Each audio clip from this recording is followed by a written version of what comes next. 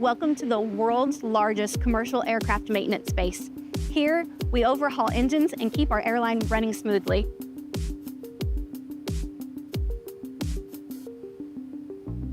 When an engine is removed from an aircraft, it's going to make its first stop here. We're going to do some initial inspections. We're going to get it preserved. We're going to report back to engineering any findings that we have. And we split it into two parts, hot and cold section.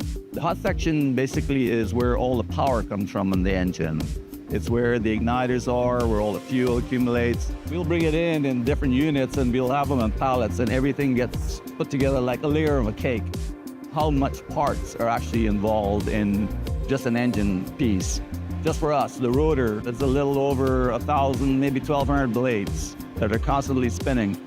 We track all of our tiny little piece parts that all go through our back shops for repair. I am crew chief in the grind shop. We cut the wear out of a part, either metal spray or chrome it back, weld, process, whatever's needed, and make them new again. By doing this work in-house, we have the ability to control the production times.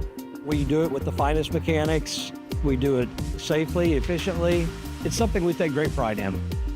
The cold shop is basically all the cold sections of the engine. It's the booster, the fan. This is actually the final stage. It's been a 51-day process, and this is the last 3 or 4 days of that process, and then from here they'll go on to the test cells. We are one of those last stops before an engine is going out to an aircraft.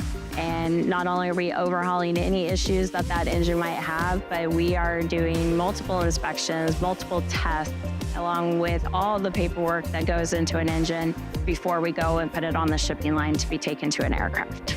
The most important thing to me is the passenger. Their safety is our #1 goal. And that engine, to me, is the heart of keeping them safe.